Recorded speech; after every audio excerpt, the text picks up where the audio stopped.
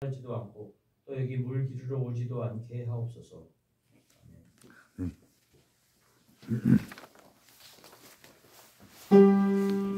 이 말씀 따라서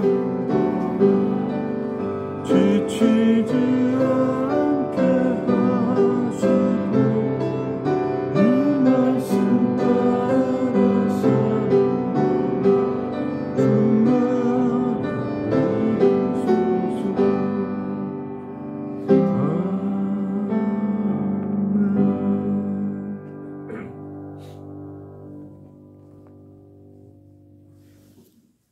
황우성 목사님께서 말씀 전하셨습니다.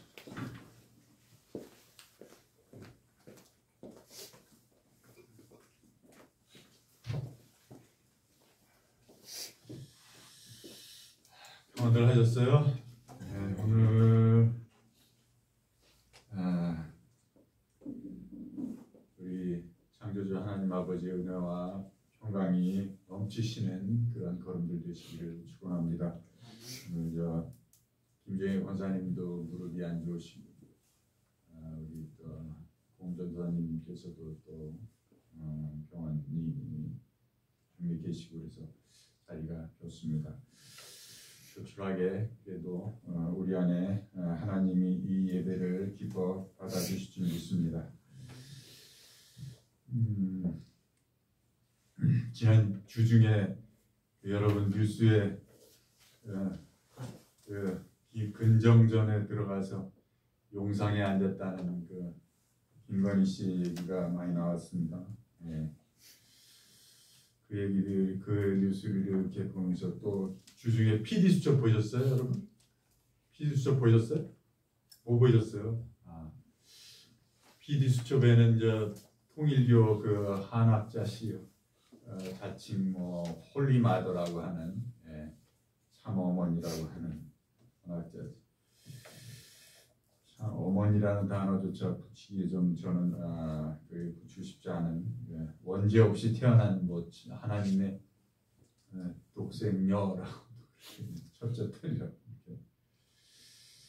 수천억의 공사비를 들여서 금박의 대형 동상 뭐 한 3-4m짜리 동상을 만들고 뭐 9,200억 이상을 들어서 그 천원궁인가요? 만원궁인가요? 하는 천원궁이라는 걸 4층 5층 높이로 이렇게 지어서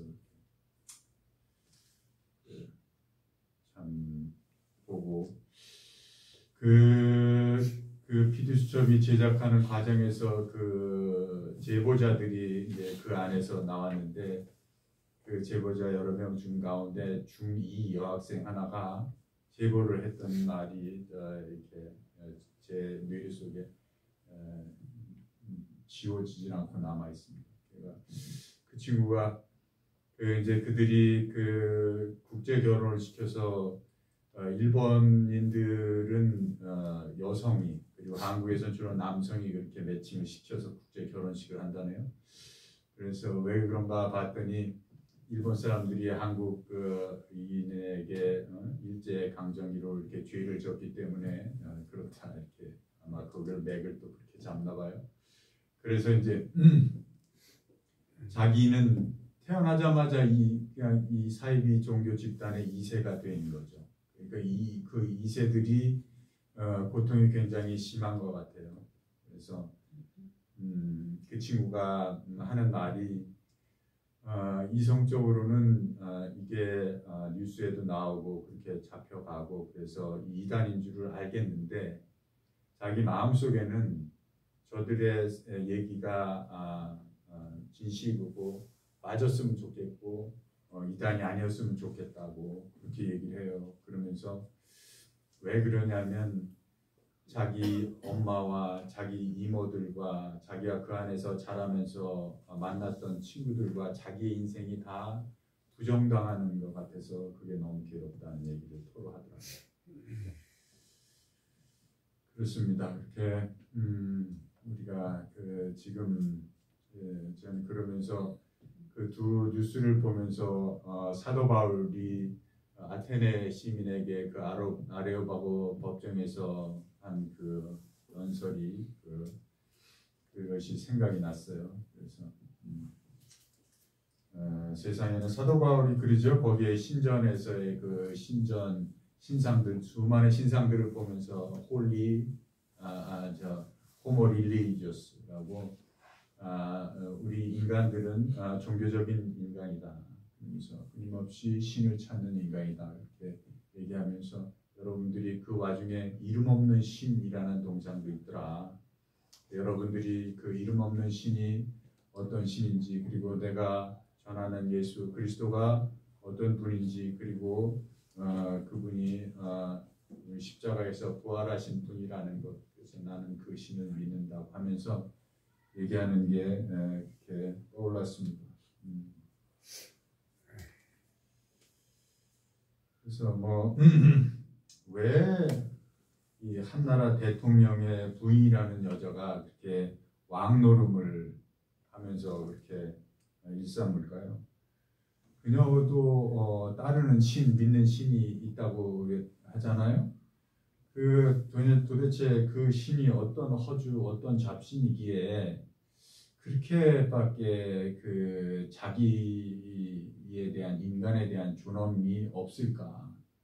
그런 생각이 들었습니다. 그래서 정말 한나라 대통령 부인이라는 그 위치가 그것밖에 안 되나 싶은 생각이 들면서 겨우 그 용상에 올라가서 그 왕노름하는 그런 상식에 벗어난 일을 하나 싶은 생각이 들고 왜 독생녀라고 원죄 없이 태어난 첫째 딸이라고 어쩌고 하면서 그 수천억을 들어가면서 그 인간은 그런 어마무시한 그런 거대한 궁전 이런데 신전 이런 거에 현혹되게 돼 있습니다. 그러니까 그 규모에 현혹되게 돼 있고 인간은 그렇습니다.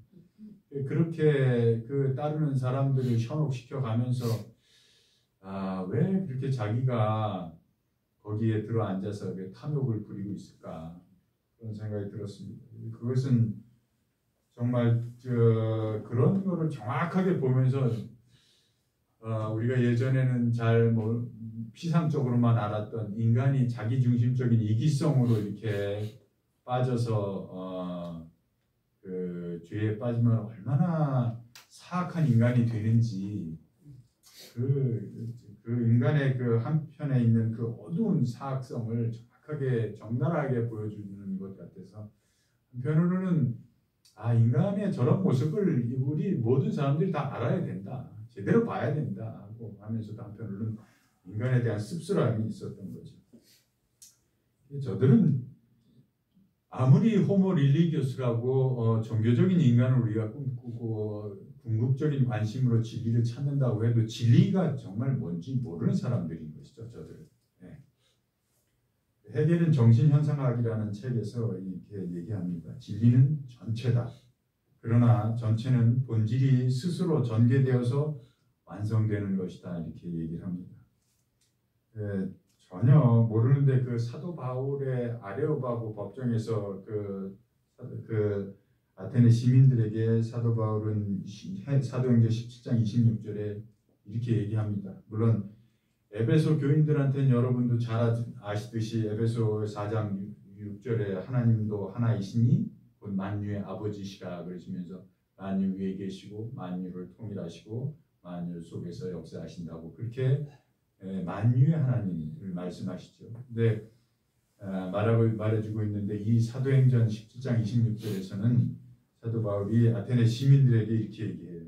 하나님께서는 인류의 모든 족속을 한 혈통으로 만드셔서 온 땅 위에 살게 하셨느니라 라고 이렇게 얘기합니다.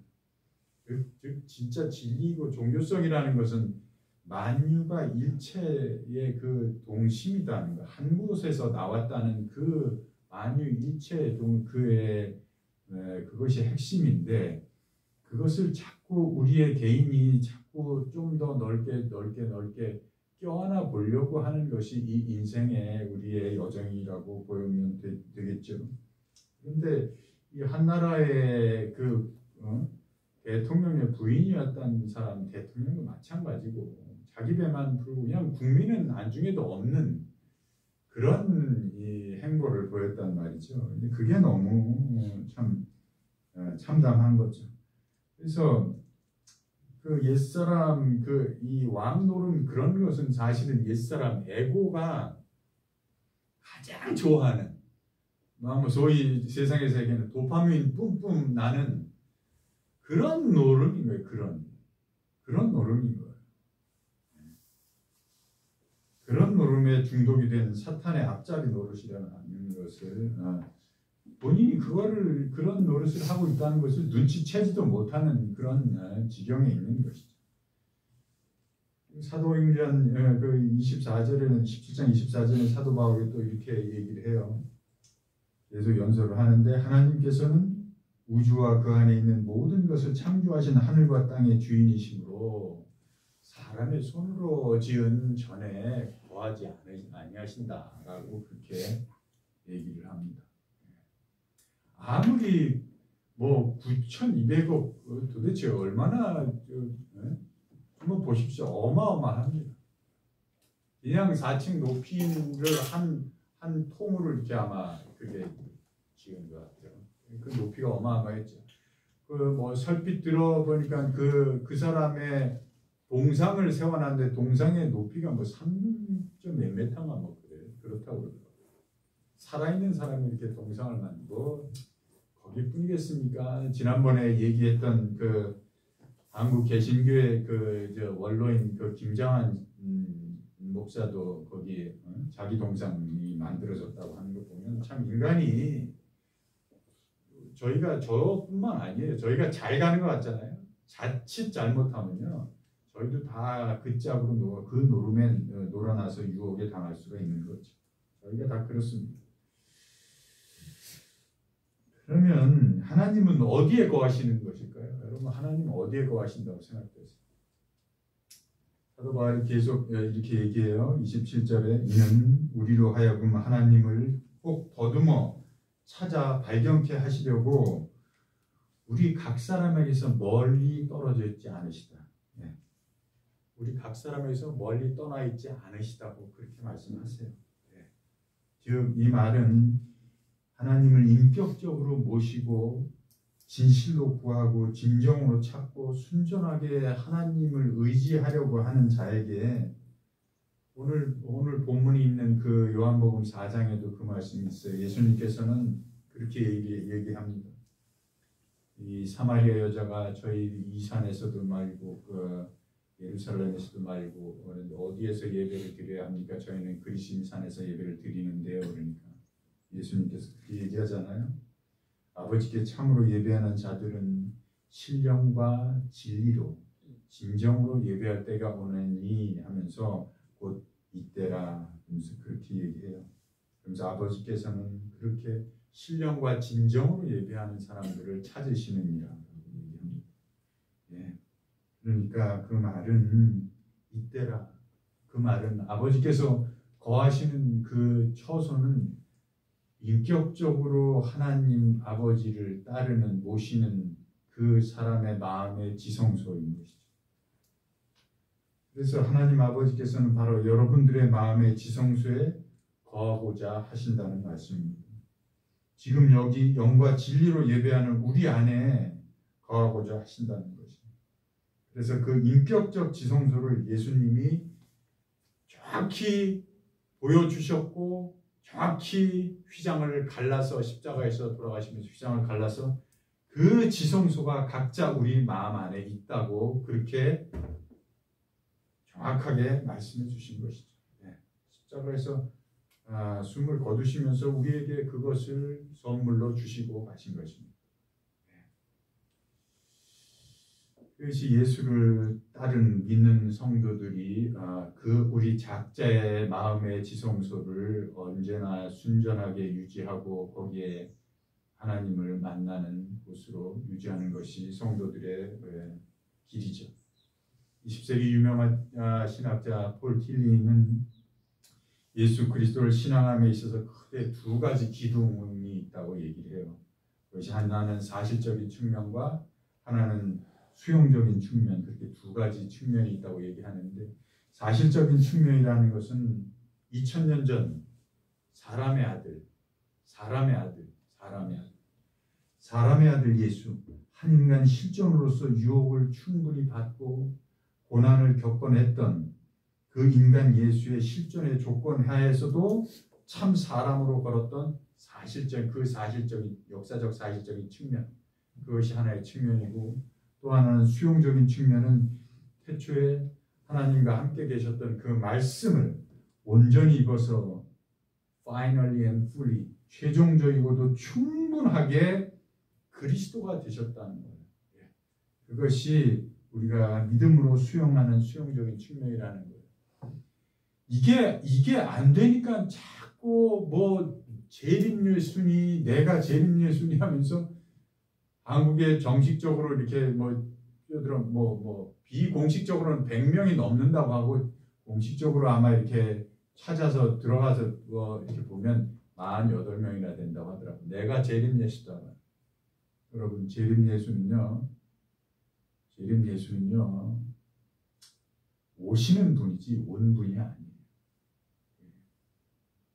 오시는 분으로 믿고 우리가 재림 예수를 그 믿음으로 그 하나님의 나라를 지향하고 예수 그리스도를 자꾸 우리가 닮으려고 하는 거지, 이 세상에 오신 분이 없어요. 그러니까 이 기독교는 예수 그리스도를, 부활하신 예수 그리스도를 finally and fully예요. 그러니까 최종적이고도 충분하게 우리의 구세주로 그렇게 믿고 따르는 사람들의 모임인 거예요. 그것이 기독교입니다. 그래서 사실은 믿는다는 말은 이렇게 본질적인 인성과 신성이 한 사람의 실존에 나타났고, 예수에게 나타났고, 그 실존의 열악한 조건 하에서도 정복당하지 않고 오히려 그 유혹의 상황들을 말씀을 입어서 유혹의 상황을 종속시키고 정복하여서 진리의 꽃을 피웠고 십자가상에서 부활을 하심으로 열매를 맺었다는 그 사실이, 우리의 각자의 사람의 그 지성소 안에 그 사실이 뚜벅뚜벅 한 걸음씩 걸어 들어오는 거예요. 그게 신앙의, 그게 믿음이라니, 그게 예수 그리스도를 주로 믿는다는 거예요. 우리의 각자의 생활 신앙에 실제로 그래서 그 사실이 믿음으로 믿어지는 거예요. 그리고 그러면서 그게 믿어지면서 의의 옷을 입고 거룩의 옷을 입어가는 것이 우리들의 걸음인 거예요. 누가 뭐 내가 재림 예수 어쩌다, 이게 참 성경을 문자적으로 해석하면서 이렇게 사람을 미혹하는 목사들의 죄가 많아요. 목사들이. 저는 참 목사의 한 사람으로서 하나님이 어떻게 저를 이 자리에 이게 세우셨는지 저는 하나님의 은혜 안에서 가지만 목사의 죄가 많습니다. 그 사실들이 믿어지고 그 상태가 체험이 되고 자기 자신의 생활 양식이 되고 그러면서 서서히 자기 자신이 되는 거예요. 그래서 자기 자신이 되는데 그 자기 자신 안에, 그 사람의 실루엣 안에 그 예수 그리스도의 그 은혜가 그냥 차고도 넘쳐서 그 자기 자신도 생명이 풍성해지고 주위 사람들이 그 하나님의 영광으로 그냥 저절로 그 실루엣으로 그 존재 자체로 풍성해지는 거예요. 그것이 참된 성도고 그것이 하나님의 자녀들인 겁니다. 그것입니다. 그런데 여러분 거기까지 거기까지 가는 그 걸음이 그 걸음이 그 과정이 풀무불인 거예요. 풀무 속인 거예요. 연단인 거예요, 그냥. 그래서 예수 그리스도도 40일 동안 광야에서 시험을 받았다는 거, 그게 예수 그리스도의 평생이라고 보셔도 돼요. 그게 우리 인생의 일평생을 그 유혹과 싸우면서 씨름하면서 그렇게 연단을 겪는 거예요. 고난을 겪는 겁니다. 그런 겁니다. 끊임없는 수많은 눈물과 역경과 고난 가운데 있는 것이죠. 그래서 인생 대부분을 이 과정에 머문다고 해도 사실은 과언이 아닙니다. 그만큼 우리 마음을 순전하게 그 하나님의 모시는 각자의 지성소로 순전하게 유지하는 것이 어려운 일이긴 합니다만, 그러나 여러분, 그 풀물을 통과하는 그 과정 내내 그렇게 어렵지만 믿음으로 넘어서는 이들, 그리고 말씀을 순명하면서 용기로 버티고 시도해서 넘어보려고 하는 그들에게는 하나님의 완벽한 손길이 거기에 있다는 것을 체험하게 돼요. 그래서 진정한 성도들은 후회하거나 실망하거나 낙망하거나 거꾸로지지 않아요. 안 그렇습니다. 진정으로 지성소 안에 그리스도를 모신 분들은 웬만한 것에 이렇게 넘어가죠. 왜요? 하나님께서 당신이 감당하실 만큼의 시련을 주신다고 하셨기 때문에 그거를 믿고 가는 거기 때문에 그런 거예요. 그렇습니다. 그래서 그 과정에 참된 생명의 기쁨과 그 삶의 소확행이 소소한 행복도 그 안에 있습니다. 그 행복을 맛볼 줄 아셔야지 그냥 이 세상 사람들이 쫓아다니는 그런 행복을 추구하는 거는 성도들은 차원이 다른 거예요. 차원이 높아요. 그렇습니다. 그 함석헌 선생님도 그런 고백하잖아요. 예, 나중에 하나님의 발길에 채여서 제가 이 걸음을 걸었습니다. 이 길을 걸어왔습니다. 라고 고백하잖아요. 예, 최종적으로 그렇게 고백할 수밖에 없는 길이에요. 그러나 그 여정에서는 하나님께서 그냥 떠나라, 내 고향 애비집을 떠나라고 말씀하시니까, 그러니까 어디로 가라고 말씀을 안 해주시니까, 그러니까 때로는 막막하고 때로는 솟아날 구멍이 없는 것 같고 그렇지만 사실은 믿음 안에서 그 용기를 내고 걷게 되면 완전하게 하나님이 도움의 손길로 그 길을 온전하게 인도해서 가게 하십니다. 그것을 믿으시면서 가는 것이 예술의 여정입니다.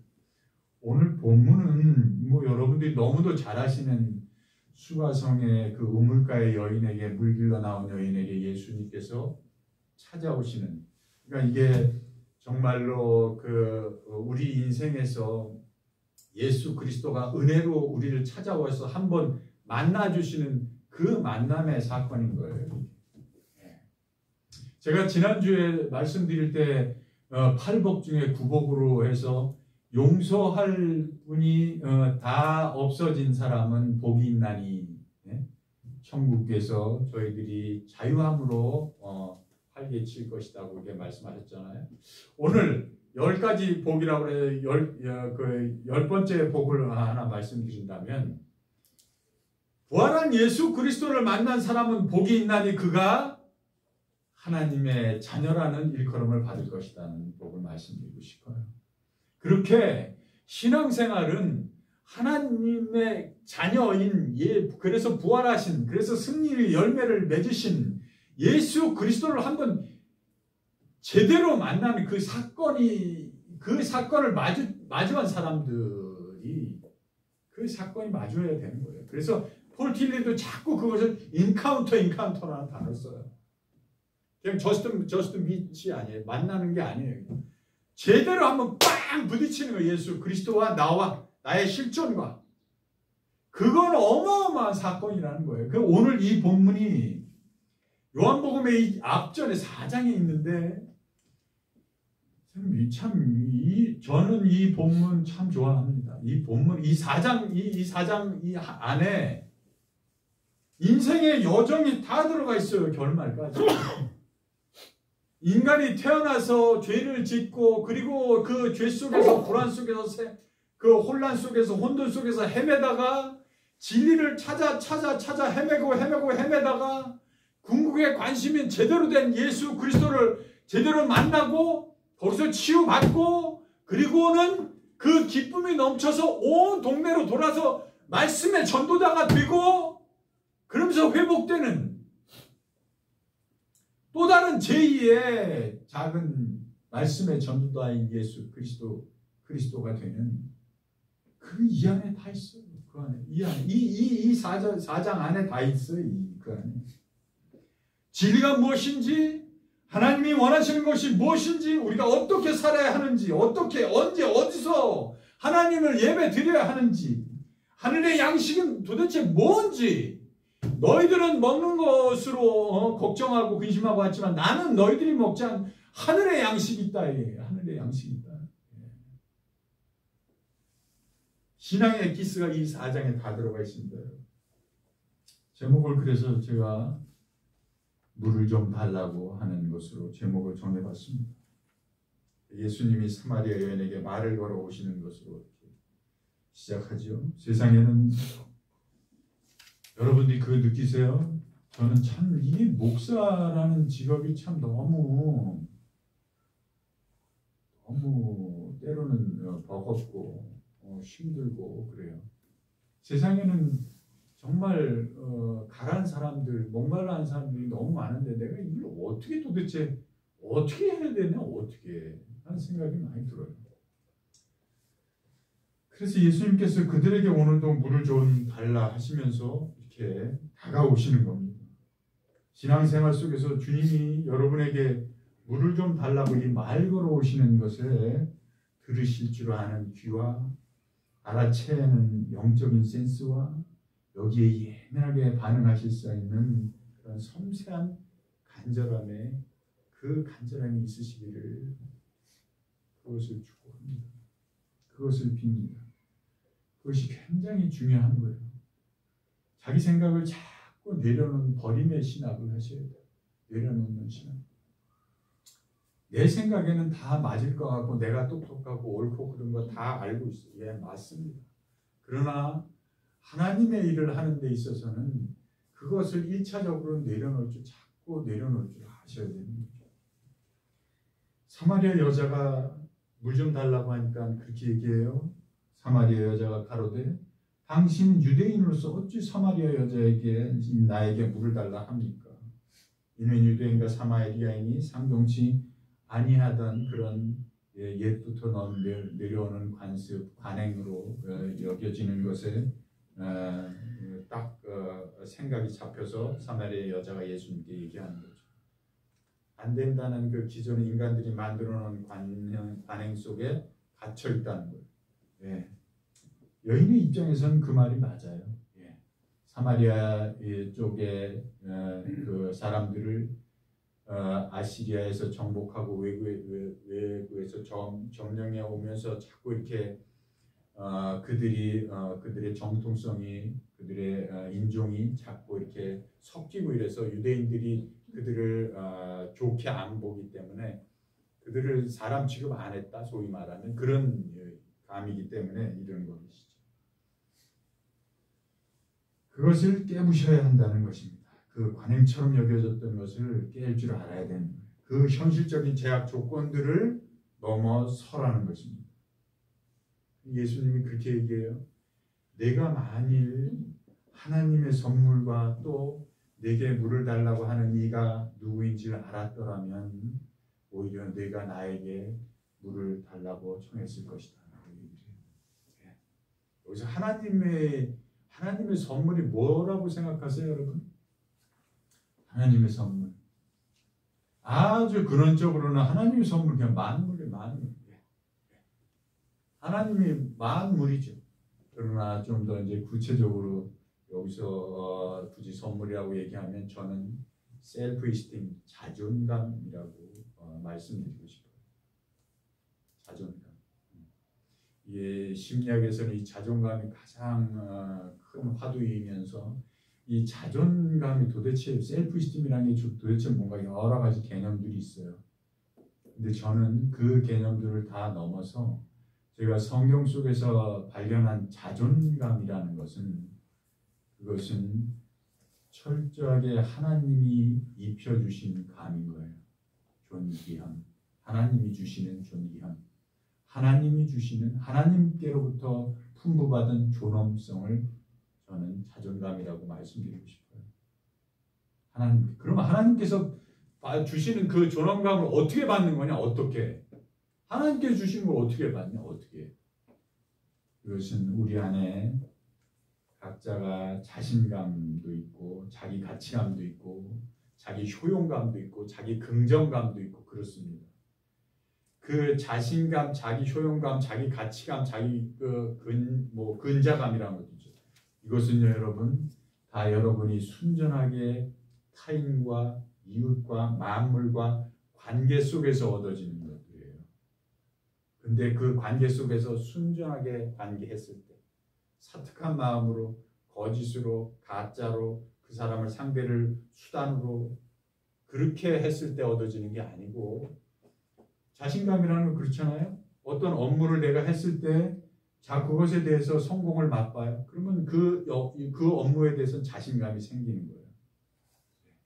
그리고 누구와 같이 함께 이웃과 함께 무슨 일을 도모했을 때 거기서 나는 이렇게 해서 이거를 준비해서 이렇게 하고 저 사람은 저것을 준비해서 저것을 저렇게 하면서 그게 합쳐서 플러스 알파로 시너지 효과를 만들어서 목적이 달성됐을 때 그때 자기가 그 공동체 속에서 그 사람과 함께해서 자기의 인간을 한 구성체로서의 구성원으로서의 자기의 효능감, 자기의 가치감이 거기서 자꾸 배양되는 거죠. 함양되는 거죠. 그것이 순전하게 쌓여서 그게 자존감이 되는 것이라고 저는 그렇게 봐요. 그게 봅니다. 근데 그것의 근원은 하나님께서 주시는 거예요. 하나님께서. 그게 자존감입니다. 예수님도 이 자존감이 필요했던 분이에요. 예수님도. 그래서 예수님도 그의 가장 첫 스텝에 무엇이 나옵니까? 요단강에서 요한에게 세례를 받잖아요. 세례를 받을 때 하늘에서 비둘기같이 성령이 내리시면서 너는 내가 사랑하는 자다. 하나님의 음성이 들렸다는 거 아니에요? You are my son whom I love. I'm well pleased with you. 나는 그냥 너가 그냥 있는 자체 그 자체로 나는 그냥 기쁨을 이기지 못해. 그냥 있는 자체로 기쁨을 이기지 못. 하나님이 기쁨을 이기지 못하신다는 거예요. 그게 자존이라는 거예요. 공생애를 시작하시기 전에 첫 스텝으로 하나님이 왜 거기로 예수를 이끄셨겠어요? 그 자존이 충만하게 머금어야만 그 공생의 그 시련의 그 고난의 길을 걸을 수 있기 때문에 그 힘이 있기 때문에 그래서 글로 이끄시는 거죠. 이 자존감이 굉장히 누구는 그렇게 예를 들더라고요. 이 자존감이라는 건 자기가 먼저 함양해야 된다는 거예요. 그걸 이렇게 예를 들더라고요.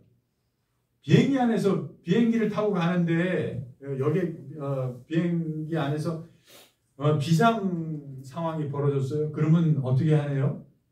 그걸 뭐라고 그러죠? 에어호스라고 그러나요? 그 산소호흡기가 먼저 자기한테 산소호흡기를 걸고 옆 사람에게 산소호흡기를 해줘야지 옆 사람을 도와준다고 자기는 산소호흡기를 하지 않은 채 옆 사람을 도와주는 것이 아니라는 거예요. 자존감은 그런 거예요.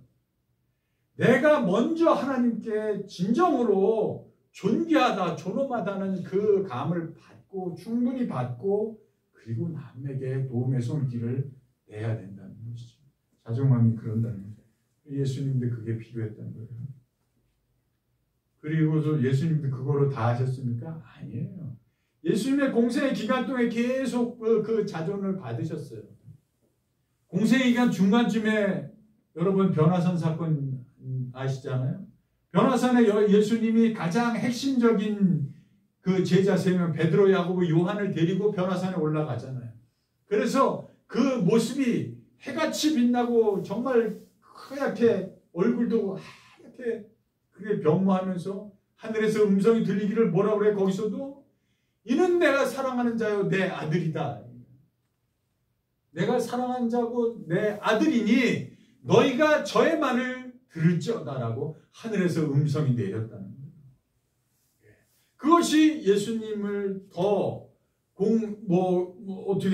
그 일원들한테 더 하나님께서 공식적으로 컨펌해주는, 긍정해주는 그런 자존감 입히시는, 옷 입히시는 것이죠. 그런 것입니다. 자존감은 그런 것입니다. 이렇게 존귀함, 자존감을 하늘로부터 입어야, 그래야 여러분 그 대통령의 부인인데도 불구하고 용상에 올라가는 거 헛짓거리를 안 하는 거예요. 그래야. 그런 유치찬란한 유혹들을 다 물리치고 세상을 품는 그리스도의 능력을 함양하는 것입니다. 그리고 두 번째, 네게 물을 좀 달라 하는 네가 누군 줄 네가 알았더라면 오히려 네가 나에게 물을 청했을 것이라고 얘기해요. 예수 그리스도가 누군지 알았더라면 말이에요. 여러분, 기독교의 태동은 아시잖아요? 기독교는 어디서부터 태동됐다고요? 기독교는 가이사라 시저, 가이사라 빌립보 지방에서 예수께서 제자들에게 너희는 나를 누구라고 하느냐고 물을 때, 그때 베드로가 주는 그리스도시요 살아계신 하나님의 아들이십니다라고 그 고백했을 때부터 기독교가 태동됐다고 그렇게 보는 거예요. 그 고백부터 주는 그리스도시요 살아계신 하나님의 아들이십니다. 오늘도 역사하시는 하나님의 아들이십니다라고 그렇게 얘기해요. 왜요? 그 당시에는 모든 시저, 황제, 가이사르에게만 신이요 신의 아들이라고 호칭이 되고 그렇게 불림을 받았는데, 그 외에 다른 사람은 그렇게 불림을 받는 사람이 없었어요. 그런데 그것을 다 물리치고 제치고 일개 그 무리들의 선생으로 그렇게 따라다니던 여기고 그 따라다니는 그 무리들이 그 일개 선생에게 주는 그리스도시요 살아계신 하나님의 아들이십니다. 오늘도 역사하시는 하나님의 아들이십니다라고 그렇게 고백했다는 거예요. 여러분, 그 예수기도 아시죠? 예수기도 동방정교에서 가장 보편적으로, 가장 짧게 핵심적으로 그들이 주문처럼 암송하는, 그래서 뭐 자기를 이렇게 좀 더 수련원에 들어가든지 수도원에 들어가서 자기를 이렇게 수련하든지, 아니면 또 나름대로 자기 개인적으로 수행을 하든지 할 때 입으로 암송하는 그것을 예수기도라고 하는데, 그 예수기도가 뭐예요? 주 예수 그리스도시요, 주 예수 그리스도 하나님의 아들이시오, 이 죄인을 불쌍히 여겨 주옵소서. 그게 예수기도예요. 거기에요 다 들어갔어요, 여러분. 그것을 주 하나만 설교를 놓고 주제를 놓고 설교를 해도, 예수 하나만 주제를 놓고 설교를 해도 모자랄 판인데, 개괄적으로 주, 나의 인생의 주, 온 우주의 주, 만물의 주 예수, 아까 말씀드렸던 그 역사적인 예수의, 그 인간으로서의 예수, 그 예수가 온전히 그 실존 상황에서 유혹을 받는 것을 넘어서는 그 예수, 넘어선 예수, 그 인간으로서 유혹에 넘어가지 않고 그것을 오히려 정복한 예수 그리스도, 그것을 넘어서 온전히 십자가를 지어서 열매까지 맺어 부활의 열매까지 맺어서 우리의 그리스도 메시아가 되신 그리스도, 그가 곧 하나님의 아들이시다는 거예요. 아들. 그분을 호칭하며 그 그리스도를 저는 믿고 따르겠습니다. 그러면서 그것을 보아하니 거기에 빗대서 나를 보니 저는 죄인입니다. 저는 죄인입니다. 그러니 이 죄인을 불쌍히 긍휼히 여겨 주옵소서 하는 것이 예수 기도입니다. 그걸 주문처럼 암송해요. 주문처럼. 자기 수행을 할 때 그렇게 하는 것이죠. 그 예수를, 물론 이 예수 그리스도를 평생 우리는 우리의 각자의 지성소에서 화육시키면서 만나고 그렇게 이 길을 걷는 것이지만요, 그 예수를 너가 알았더라면 오히려 나에게 물을 청했을 것이다, 그렇게 말하는 거예요. 근데 여인이 또 그렇게 핑계를 대요. 주여 물기를 그릇도 없고 우물은 깊은데 어디서 어떻게 물을 얻겠습니까? 그리고 이 우물은 야곱이 우리 조상들에게 줘서 우리 그 야곱의 그 후대들이 다 이 물에서 가람을 해결했습니다. 그런데 그런 당신이 그런 야곱보다 당신이 더 크니까? 라고 오히려 반문하잖아. 반문. 예. 그러면서 안 되는 이유, 부정성, 누가 크냐고 사람을 목적 자체가 아닌 수단으로 바라보는 그런 상황 하에 있는 것입니다. 진리를 모르는 그리스도를 제대로 만나지 못했기 때문에 그런 것입니다. 끊임없이 목이 마르고 끊임없이 탐욕으로 정부의 로비를 일삼고 제 밥그릇을 키우다가 결국 한 줌의 재로 그냥 돌아가고 마는 그런 인생을 사는 거예요. 아무리 삐까 번쩍해도 뭐 그것밖에 그 1,000원짜리가 그 10,000원짜리로 돈 10,000원짜리로밖에 저는 안 보여요. 그렇습니다. 이게 다 뭔 짓거리인지 모르겠어요. 예수님이 얘기합니다. 이 물을 먹는 자마다 다시 목마르려니와 다시 목마르려니와 내가 주는 물을 먹는 자는 영원히 목마르지 아니하리니 이 물을 나의 주는 물은 그 속에서 영생하도록 솟아나는 샘물이 되리라. 우리가 이 샘물을 기필코 제대로 여러분들이 받으셔야 됩니다. 이 샘물이 여러분 안에서 솟아나셔야 됩니다. 그 은혜를 구하시는 거룩하고 복된 길 걸으시기를 빕니다. 기도하시겠습니다. 참 좋으신 하나님 아버지, 저희 어두운 심령의 눈을 밝히시고 귀를 열어 주시옵소서. 물을 좀 달라고 다가오는 갈급한 영혼들을 품어 해결하게 하시고 그로 인하여 저희도 영원히 솟는 생명의 샘물이 되게 축복하옵소서. 예수 그리스도 안에서 저희에게 찾아오신 주님의 은혜를 마음껏 찬양하는 발걸음들 다 되게 인도하여 주시옵소서. 예수 그리스도 이름으로 기도합니다. 아멘.